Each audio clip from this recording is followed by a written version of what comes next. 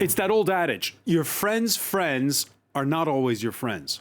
Over the years, India has drawn ever closer to the United States, its border tensions with China reinforcing that alliance. But even the invasion of Ukraine can't break historic ties that bind Delhi to Moscow.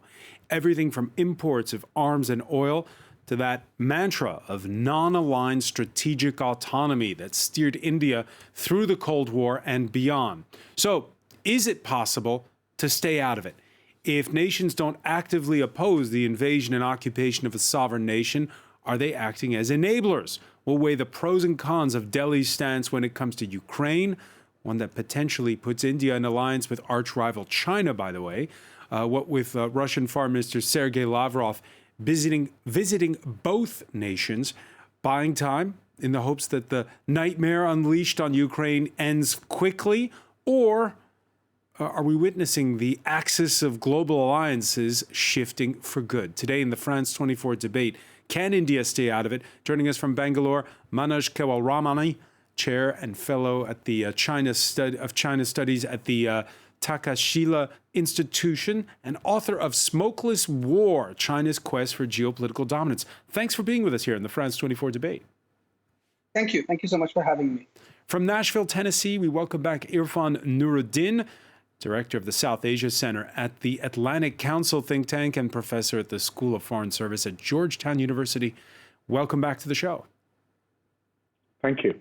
Leila Jacinto, senior editor at France24.com. Your piece on our website called How Relations with Moscow Were the Elephant in the Room at the latest summit of the leaders of India, the U.S., Japan, and Australia. More on that in a moment. Thanks for being with us.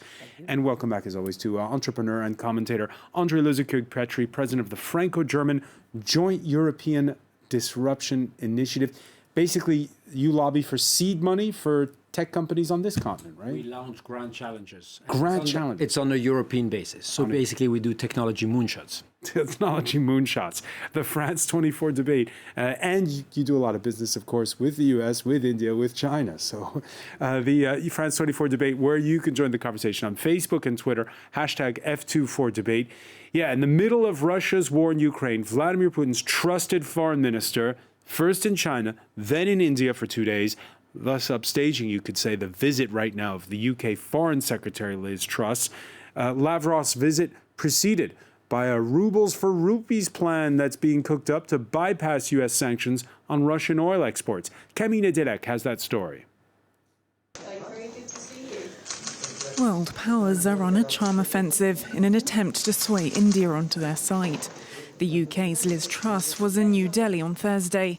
The world's largest democracy has so far remained neutral on the war in Ukraine, abstaining from UN resolutions decrying the invasion and continuing to buy Russian goods. It's a vital time for global security in the wake of Russia's illegal invasion of Ukraine. And it's essential to respect the principles of sovereignty, territorial integrity and international law. Western powers were frustrated when New Delhi snapped up Russian oil, now at bargain prices due to sanctions. India went from buying 16 million barrels of oil for the whole of last year to 13 million barrels in the past few weeks alone. New Delhi also relies on Russia for the majority of its military equipment, a priority for India, which shares a disputed border with China in the Himalayas, where there have been repeated skirmishes between the two sides. Over the years, India has been consistently friendly with the Kremlin. The relationship has been stable despite our attempts to bring it down, and despite the pressures that have always existed from the United States and many others to restrict, if that is the right word, restrict our defense relationship with Russia. On Friday, it will be Russia's turn to attempt to strengthen ties with India as Foreign Minister Sergei Lavrov visits the country for a 2-day trip. Manoj Kewalramani, what's this 2-day visit all about? Right. So, from my point of view, the 2-day visit is, it's not surprising. Russia and India are old friends. They've got a historic relationship, yet that relationship has been increasingly under strain, unlike sort of popular perception. The Russia-India relationship is essentially reduced today to a arms trade relationship and a political trust relationship And that's fundamentally given the sort of environment that India exists in. We've got Pakistan on one side, China on one side, we've got an unstable Afghanistan. So it's a complicated environment that we live in with ever-present threats to national security. And Russia has historically been a partner sort of in that in terms of supporting India's defense development. Now, why I say that the relationship has been under strain is that increasingly what you're seeing is that the trade relationship is around $9 billion, essentially led by arms trade. And the defense trade is what is critical to India, not just from the point of view of spares, basic equipment, to even sort of new technologies and development. India's BrahMos missile is jointly developed with Russia. There are Russian components in that.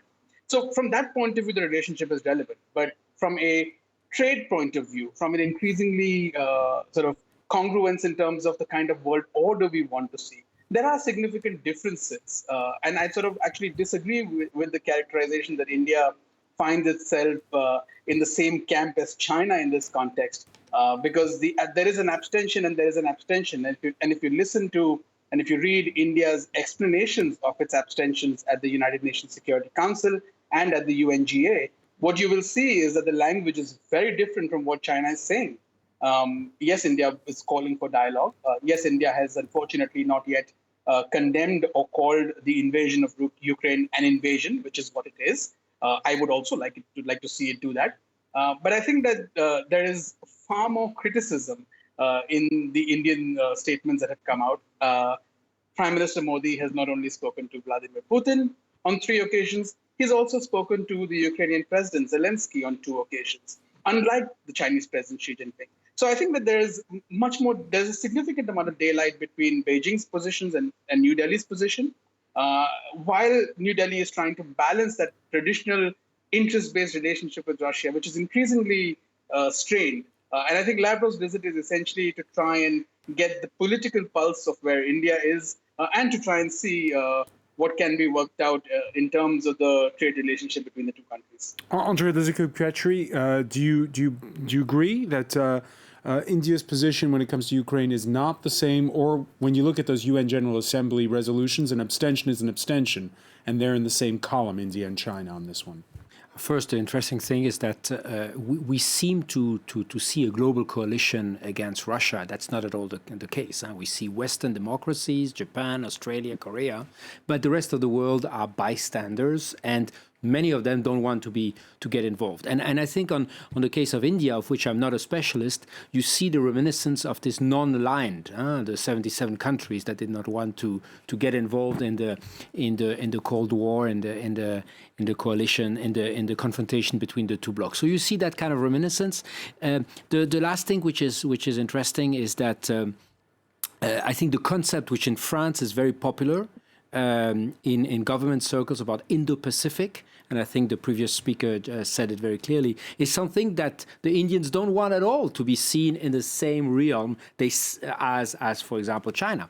They see themselves as a continent, as a country that now is almost exactly as big in terms of population as China, which is probably, we overestimated probably the Russian military. I think we keep underestimating the capacity of this Indian country that probably is a little bit weird, a bit messy for us, but which has a great military and also universities that are exceptional. So I think they're going their own way, and I think it shows in this crisis. A great military, which still buys, something like more than a third of its weapons, though, from Russia.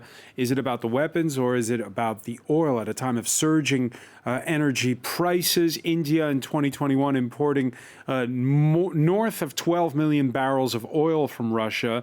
That's not a huge amount. It's something like 2% of its overall supplies. But already this year, it bought, half of everything it bought last year. And that's because, the oil that it buys from Russia is at a discount. It currently costs about 30% than the international benchmark Brent crude. Thus, the fact that they're talking about this rupees for ruble exchange, what with gas prices at the pump so high. Irfan Nuruddin, I'll put the same question I put at the outset. What's it all about, this visit by Sergei Lavrov? Is it about old political ties? Is it about defense agreements, or is it about the oil? It's about all of those, but maybe one other dimension that your other panelists haven't mentioned is really good for Russia's broader PR campaign. The coalition that has formed is not all that uniform, right? I mean, what a symbolic division. I mean, for the foreign minister to be in Delhi, standing beside his counterpart, at a point when, in a couple of weeks, India is supposed to be coming to the United States for the 2+2 meetings of the defense minister and the external affairs minister with their counterparts in Washington. Later in the year, there's supposed to be a Quad meeting. If you think about Indian foreign policy over the last year, really the Quad and its closer relationship to the United States has been the main thing that has been talked about. And all of a sudden, Russia has a chance to kind of very subtly but very clearly remind the West that maybe India is not so squarely in the Western camp. Maybe the Quad is not all it is. It's not all of a sudden. Remember that long table for visiting foreign leaders at the Kremlin, right. for Emmanuel Macron, for instance, and the claims that Vladimir Putin is now obsessed with not catching COVID. Well, just roll the clock back to last December when the troop buildup was already in full swing, and there was none of that. There you see the Russian president traveling to Delhi for a warm embrace with the Indian Prime Minister Narendra Modi. And yet you're saying, Irfan, that that was kind of overlooked by the rest of the Quad? I think the Quad is sort of coming to terms with this. I mean, what they're having to do is, essentially not talk about it too explicitly because maybe they don't want the answer to be very public. But the Quad is hinged on hedging against China. They might not want to talk about China explicitly, but no one pretends that it's an essential question about India's involvement in the Quad because you can talk about the Indo-Pacific. But if China is the main conflict, and if China at some point does create a military altercation, say with Taiwan, or in the Straits, where the United States and the Quad think that they need to act, do they think now that they can count on Indian support uniformly in such a conflict? Do they think maybe the Russians will pressure India to stay out of that? So what exactly is India bringing to that conversation? I do not mean to suggest that India is not bringing a lot to that conversation, but the questions that are I'm sorry to interrupt you, Irfan, but the connection's breaking up a little bit with the connections breaking up a little bit with Nashville. So we're going to try to maybe call you back and patch you back in. Apologies for that. It's the question I put earlier to Andre, which is, do you make, like Manoj Kewalramani made at the beginning, that distinction between the way that India is abstaining on Ukraine and the way that China is abstaining on Ukraine? Well, it would make a difference for wonks who are, reading statements, but for the most, an abstention is an abstention. And given, the howls of condemnation that are coming up, India abstaining is noted as our most non-aligned countries. Of the 35 countries that abstained from the vote in the UN General Assembly, all besides China were non-aligned countries. So you're absolutely right. There's this sort of third block of countries that are sitting on the fence. But India has, as you said, a historic non-aligned position, which it has managed to maintain through the Cold War because Washington understood its position. And India is now banking on that the U.S. will understand the U.S. interests, and which is why it's going to sit on a fence with an old friend. However, it's really not quite what today is not the same as, when the Soviet Union invaded Afghanistan or Soviet tanks moved into Czech Republic. I mean, the problem is that in the U.S. and the Quad that was mentioned, and the Quad countries are the U.S., Japan, Australia, and India. These are the 4 countries. They're all democracies. And there is a huge outcry against this. And, democracies at some point have to listen to what their people are saying. So, the statements from the Quad members are one by one getting increasingly critical of India, especially breaking the sanctions, France and Germany has just said that they refuse to pay for Russian gas in rubles. The pressure is going to mount, and I think the New Delhi's calculation is that they can stay neutral in the way they have done in the post-war period. If it's a short war, but what if it's a long war? If it's a short war or a long war, whatever it is, China is the winner. There's no question about that. I do not know how much that works in India's interest. They are talking about a trilateral now: Russia, India, China. This is geometry. We have quadrangles and triangles. But the fact is, it's not in India's interest to have China basically pulling the strings over Russia. Russia is going to emerge weakened from this, and China is going to have much more control over Russia. That is the fact. Now, India and China, they both say that they like multipolar, a multipolar global order. But so does China. And, from 1949, what China has consistently wanted is not a democratic, liberal Russia, which can gang up with the US against China. So China is extremely happy with Putin. And that's really not in India's interest. So right now, you're seeing all these high-level meetings coming to India and, headlines like, Putin's war could be a gift for India. But when the dust settles, that's when India is going to really have its reckoning in a world order that is going to change, I believe, after this Ukraine conflict. Manoj Kewal-Ramani, do you agree? I disagree with a lot of what's been said. Look, firstly, on the Quad, I think it's really important to not think of the Quad as an alliance. It is not an alliance. And I think all parties have said that who are part of that grouping. And this is not the first difference of view on the world that the Quad has had. I mean, if you remember, a couple of months ago, there was a Quad foreign ministers meeting in Australia, and there was a difference over sanctions in Myanmar, and that was out in the public.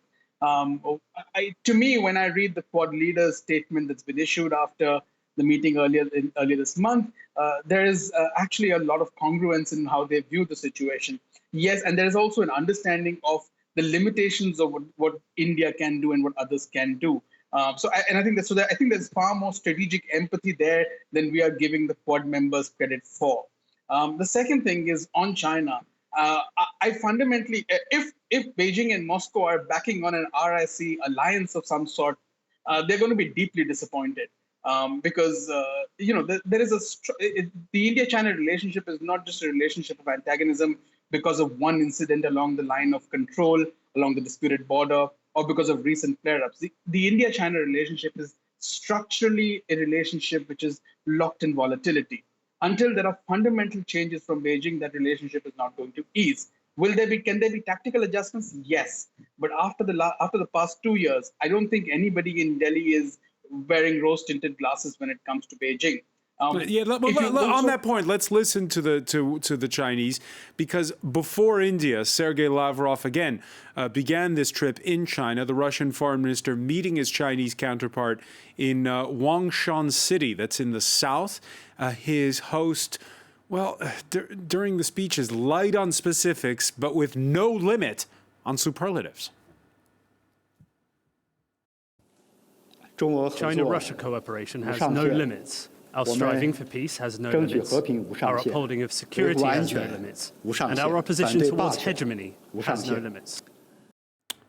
Do you get the sense, Manoj, that the Chinese have gone all in on the side of the Russians, or that, like India, they're trying to stay out of it? So I think that there is a difference in China's approach in the sense that they are obviously far deeper entangled, and that's not just for the reasons that I presume this was Wang Wenbin's comment that you played out from the Ministry of Foreign Affairs.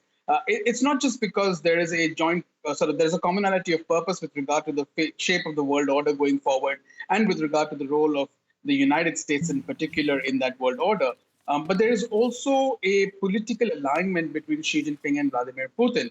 After the February 4th joint statement, to me, this is something where Xi Jinping has personally sort of put his lot in. So it's politically costly for him if Putin were to be defeated, ousted, and if Putin were to suffer that blow, it would be politically costly for him, particularly in this year, given the 20th Party Congress is taking place in China. where Xi Jinping is going to be looking for a third term potentially as General Secretary. So I think that that's fundamentally one way of looking at it. Another way of looking at it is what is China doing economically? And economically, so far, what we've seen is that because of commercial interests, China is deeply plugged into the global economy, into the sort of global financial ecosystem. So its enterprises will prioritize its gains and profits. They won't necessarily prioritize, supporting the Russians at loss of their at economic loss, because this is also a year where China is struggling with its economic growth to the extent where they've actually held back the redistributive agenda of common prosperity that they spoke about last year.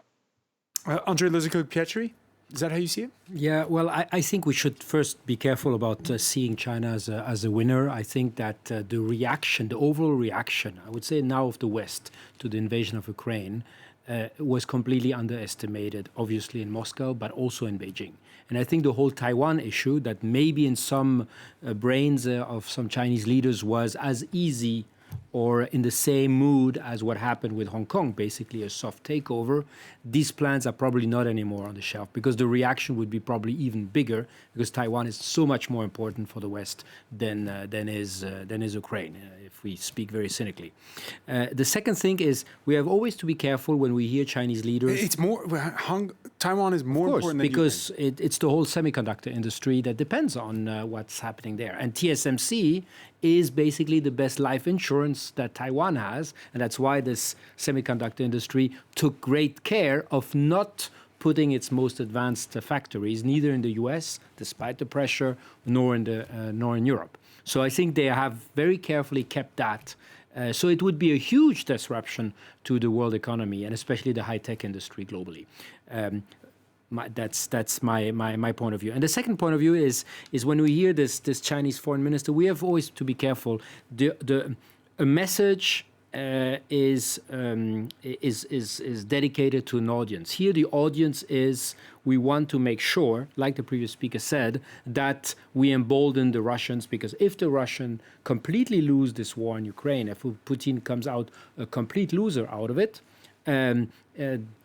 his friends of this eternal alliance that was just struck during the Olympics would look very badly. And as was also rightly said, the economic struggle in China is growing. We have a real estate bubble potentially about to burst with one of the largest real estate company that is really doing very badly. We have these rolling confinements. We had one in Shenzhen a week ago. Now we have half of Shanghai, which is confined. So all this will take its toll. Yeah.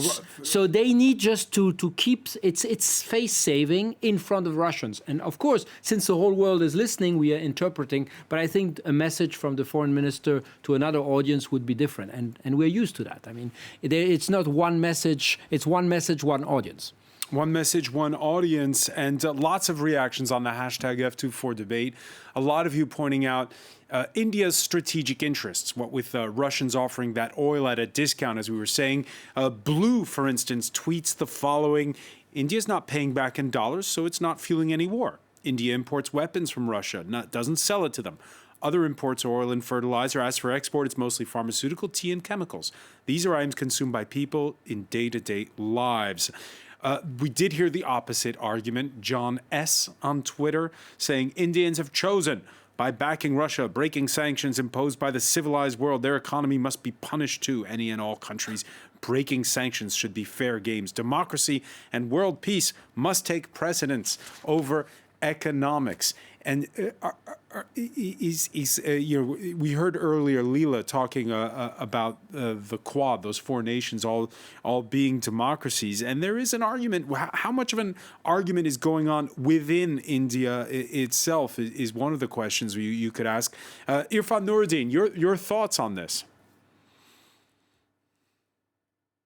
Well, several thoughts. I hope my audio is coming through better, and I apologize for the problems. I think, let me do a little algebra. Your earlier colleague referred to it as geometry. Let me talk about algebra. Yes, India has every right to buy goods and buy cheap oil from Russia if it wants. The question is not that, right? The question is whether or not it should expect for there to be no consequences for those actions. and whether or not the United States and other countries that are taking on tremendous burden to sanction Russia are going to be completely comfortable. Strategic empathy is one of what our colleague from Bangalore called it, with how India chooses to do that. Well, they might. They might look at the big picture and say that. But there are other things that are right now in debate.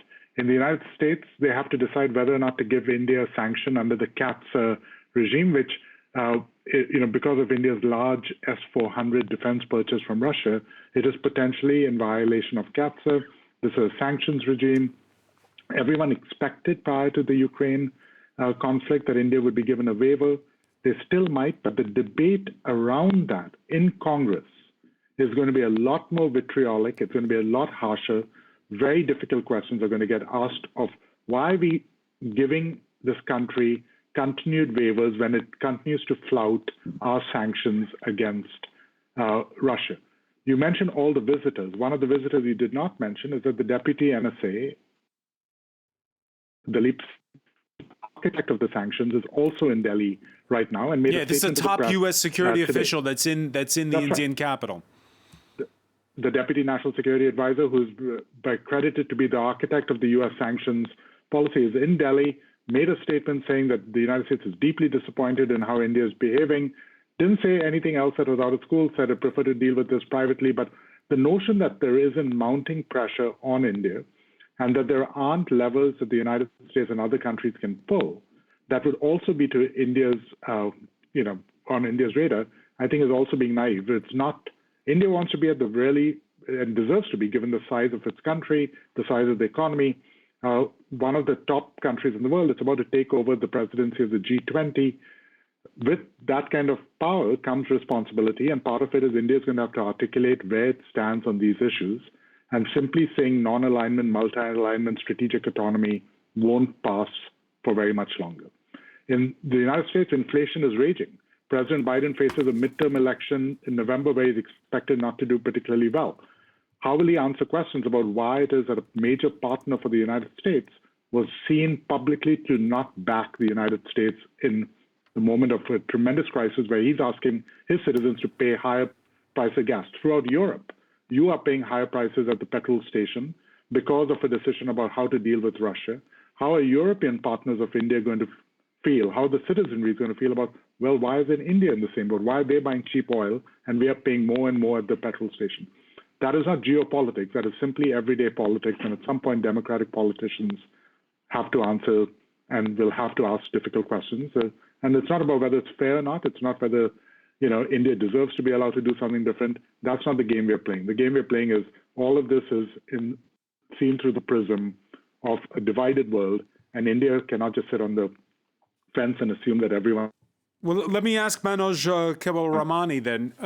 When you have, as we heard, the U.S. Commerce Secretary saying it would be deeply disappointing, that's a quote, if India joins in that rubles for rupees exchange, how does that land where you are in Bangalore? Right. Look, let me just go back to your first question, and then I'll come to this. Is there a conversation that's currently underway in India about which way its policy should be going? Yes, it is. And that's evident with the number of visits that are taking place. We had also the EU's foreign Indo-Pacific sort of head, I think his name is Gabriel Vicente, who was in India recently, and he is quoted as saying that he understands India's abstention, he understands India's stance is neutral. Yet, of course, there is disappointment with some of the decisions that India has made. Look, I think this is something that India is debating currently, and this is a conversation that's going to continue. I don't think we've seen the end of this conversation. I think, like the previous speaker said, that there are consequences to actions that the Indian government will take, which we will have to weigh before we actually take those steps. And I completely agree with that. I think that just as democratic politics in India puts pressures on governments in India to act in a certain way and to take care of the citizenry, so does it in the West. Just like President Biden faces raging inflation, commodity prices going up because of sanctions are going to have a tremendous impact on India's democratic politics also. And India is, again, a country with a 3 trillion GDP compared to the United States and far lower per capita GDP. So the challenge is far graver in that sense. I think the success of Indian diplomacy will be to try and navigate this and to try and maintain that strategic empathy that I spoke about. Does that mean that we need to sit on the fence? My view is that as of now, I don't think India is sitting on the fence. India has moved from the fence quite significantly. Could it do more? Should it do more? Perhaps yes. Like I said in my beginning comments, that India should be calling this an invasion, which is what it is. Yet there are certain practical reasons and there are certain practical considerations for security, economy, which limit what India can do. And I think that's the sort of success of our diplomacy, if we can actually communicate that effectively. And I think so far, we've managed to do that. Will we be able to continue to do that? And depending on the environment in Ukraine, depending on the scale of the conflict, that's a challenge that we'll have to wait and see. Leela Jacinto, at the end of the day, it's also about domestic politics, right? I mean, here in France, we're 10 days away from a presidential election, and spending power, what with energy prices through the roof, the price at the pump now above €2 a liter in most gas stations. The question of oil is key and crucial, and for India, all the more so. So, again, does it come back to hydrocarbons? Well, if you're talking about India's domestic policies and what's happening domestically, I would imagine that the mood of the country is very much in favor of maintaining relations with Moscow and getting cheap oil, etc. But if you draw back a bit, what we are seeing right now are these group of sort of middle countries that have not decided for reasons that can be broadly put into historic relations with Moscow, whether it's Algeria or India, etc., as well as countries like Mali, etc., for a set of historic grievances. And a lot of these countries are 50 years into independence, 70 years into independence, and what we are seeing now is citizens around the world are going to start asking, how much leeway should we give for these historic grievances, etc., when you're talking solely about interests as opposed to principles, you see? And what because earlier you framed it as a battle of democracies versus authoritarian countries, but others see it as, again, a question, if you look at it inwards, and in the case of India, you're talking about strategic autonomy and keeping true to their principles. Yeah, I mean, what strategic autonomy when most of your defense arsenal depends on one country? And, if that country, is now on the periphery and is facing sanctions, that's not really defense autonomy. I mean, India has tried to address it, but right now they still have an arsenal that is largely dependent on Moscow. So much for non-alignment, With Russia threatening to cut the gas to Europe, the U.S. Secretary of State's visit of the Middle East and North Africa, including a Wednesday stop in oil and natural gas-rich Algeria. Algeria, as Leela was saying, historically an ally of Moscow, and is clearly now being courted. Mostly forgotten are references to the quashing there of the 2019 pro-democracy movement. Instead, it's all about Ukraine.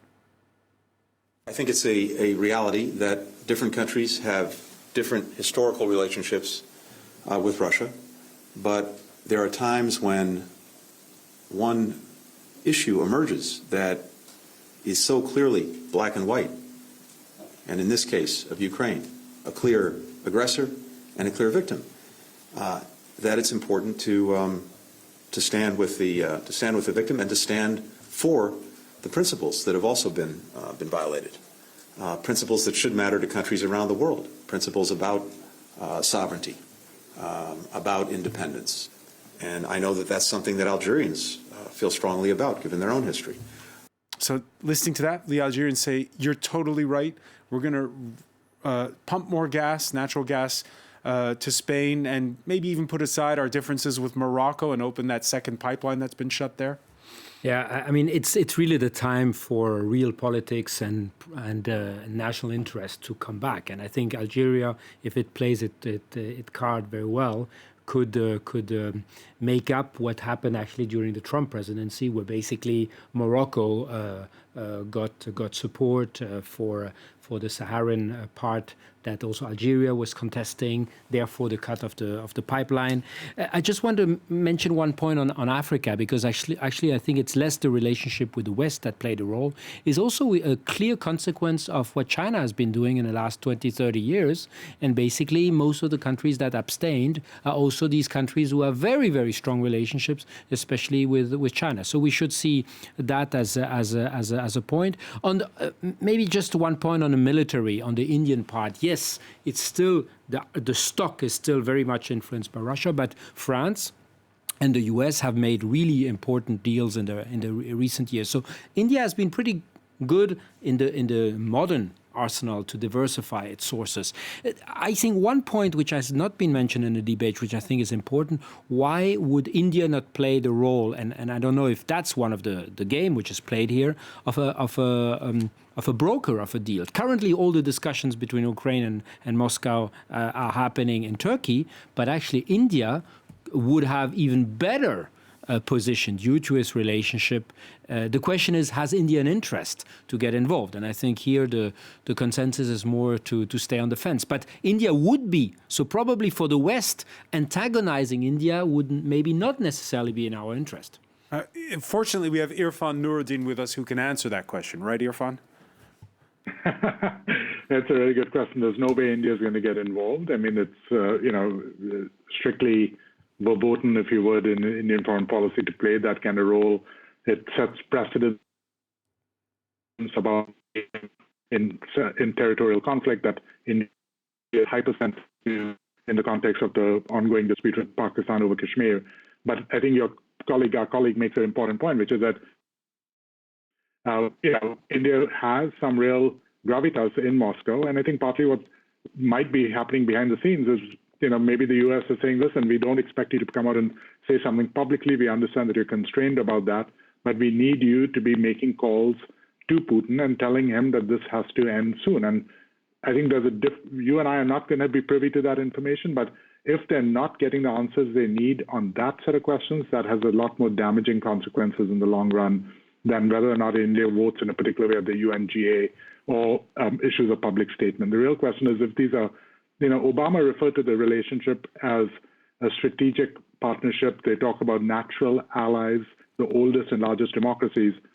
The point is that at some point, America is going to expect actions to also catch up to the words that have been used to describe this partnership. And if they don't see that happening, it'll be naive to think that there won't be long memories on this side of the Atlantic. And your reaction to the words we heard from Antony Blinken on Wednesday in Algiers, is that the right way to go about it when trying to publicly court old allies of Moscow?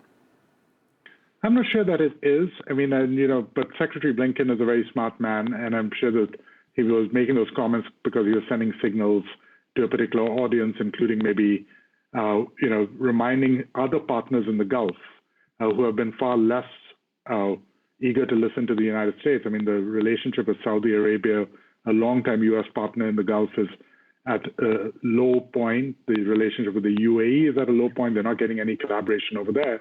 But if you can get Algeria to come on board in the region and to make statements like that, maybe it's a way of sort of nudging old friends to sort of remember, which side they should be on in this oil debate. At the end of the day, the big questions over here are going to be what the U.S. is willing to do. President Biden has announced tapping the strategic reserve. There's a lot of commitments on the part of natural gas pumping to come out of the United States. It also allows the Biden administration to deal with its own domestic oil and gas in this as an opportunity to remind the Biden administration of just the power of the U.S. hydrocarbon industry. So it's a multi-level chess game that's being played over here.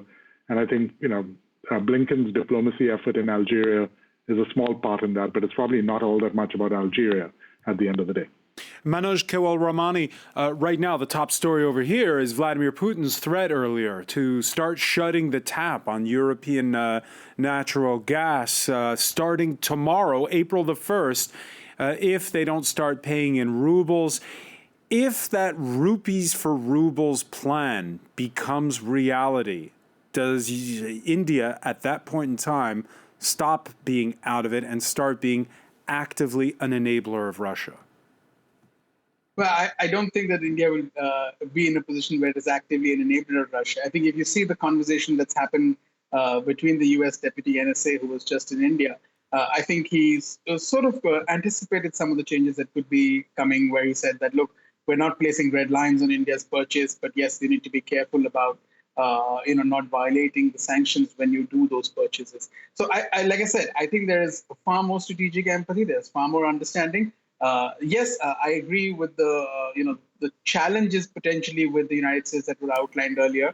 But I think that if you look at the conversations that have happened with different Western diplomats who have visited India over the last 10 days, I think what you will see is that there is far more conversation about creating conditions wherein there's far more empathy about India's interests, but there's also an understanding of what sort of conditions do we need to create for India's policy orientation to shift. Because I think that there is an understanding in New Delhi also, and there's an increasing understanding in New Delhi that India's strategic interests lie with the West. India is out of the RCEP. India is looking at its economic ties are deeper with Europe, the United States. India is about to finalize a free trade agreement with Australia. I think there's an understanding that our strategic interests lie together with the West. Yet making that shift is difficult. If you think of Indian policy, it's sort of like an aircraft carrier. It moves slowly, it turns slowly, yet it moves decisively. And to my mind, I think that the turn is beginning to take place. We spoke about India's dependence on Russian military imports. Over the last decade, you've seen those, and this is from the Congressional Research Service. They've come down from around 62, 63% to about 49, 50%. The challenge is that there is strategic development that's happening. There are key spares. India's entire tank columns are Russian-made, so you need those spares. So I think there's, like I said, greater understanding. So I don't think there is a sense that India is going to be shifting into the Russian camp, far be it aligning with China at all closely. And I don't think India is fundamentally non-aligned. It's an alignment which is a little bit complicated. It's not as straightforward as autocracies and democracies. The world is much more complicated than that. And I think Indian policy demonstrates that. Leela Jacinto? Well, to the point of the US and the West understanding, I think we are looking into the crystal ball here. But we are now at the stage where there's an outreach happening. Blinken's visit, for instance, to Algeria, a country much overlooked. So right now, I think Washington, as much as Moscow, is doing an outreach. The dust is going to settle. And at some point, if New Delhi feels that there are natural allies with the US and you don't put your money where your mouth is, that's when the push comes to the shove. So if India is going to continue to provide Russia rubles for Putin to carry on his expansionist policies, that's absolutely not going to be viewed by the international community. So I think right now what we are seeing, this outreach may not necessarily hold, and this is a very fast-changing situation. So everyone is being booed, but they should not be complacent with these high-level visits that are in all these third world, developing world capitals. All right, and when one final word on this, and as Irfan Nuruddin announced earlier, the U.S. president unblocking 1 million barrels from the United States' strategic stockpile. Joe Biden saying, quote, "Its historic use of that stockpile will ease the pain for Americans." But it really feels like it's back to the Cold War, Andrei Lizukug-Petri, and with oil and gas being at the center of it all. Yeah, and I heard earlier that it's hitting everybody in the same way. No. I mean, let's not forget what happened last Friday in Europe, where basically there was a gas deal with the European Union, So I think the U.S. Oil industry is massively benefiting from the current crisis. Shale oil is back in shape. So yes, obviously the consumer will need to get some cushion. That's what the president is trying to do. But I think the U.S. economy, for the moment, is not hit to the same level as, for example, the European economy is doing. So I think everybody is playing his card. So we have to be always careful who is the naive in the whole room. So I think the Europeans probably also need to wake up a little bit to the situation. I mean, the one thing that has changed is the extraordinary unity of the West. And let's not forget that prior to the Ukraine invasion, India was having it pretty good. It was very much part of the Quad. It was seen as an important power against China. What's changing is EU power is also changing. We now have a major economy like Germany declaring that they are going to start defense spending. The cards are changing, and India has not come out on a side and has not condemned an invasion that has made its interests very difficult in its neighborhood. So, Manoj was talking about foreign policy moving very slowly. It's glacially at this point, and it's a very fast-changing world right now. All right, that'll be the final word for now. I wish we had more time. Leela Jacinto, I want to thank you so much. I want to thank Manoj Kewal-Ramani for being with us from Bangalore, Irfan Nuruddin in Nashville, Andrei Luzakuk-Petri. Thank you for being with us here in the France 24 debate.